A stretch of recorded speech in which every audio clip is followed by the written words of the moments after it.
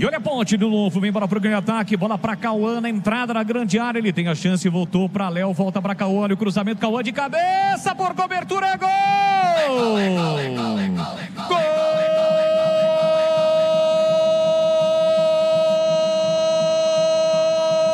Gol da Ponte!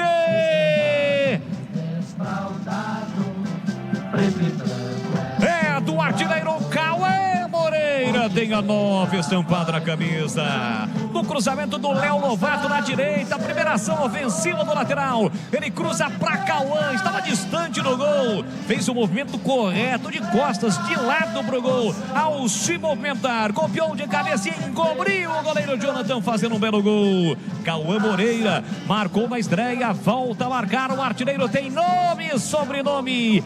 Cauã Moreira, então pula, sai do chão e vem pra Macacata. Cauã amplia pra Macaco, olha lá o povão festejando, olha a galera vibrando porque balançou a rede, é gol e é gol da Macaca. Cauã Moreira, 17 minutos de bola rolando no primeiro tempo, solta o grito, grita comigo, nação Ponte Bretana, tá registrado na copinha. Ponte 2, Cauã Moreira de cabeça, marcou na estreia de cabeça, volta a marcar de cabeça. 2 para Macaca, 0 para o Santa Fé. Jonathan foi encoberto pelo desvio de cabeça fatal de Cauã. Não chora não, goleirão. A bola dorme no fundo da sua rede.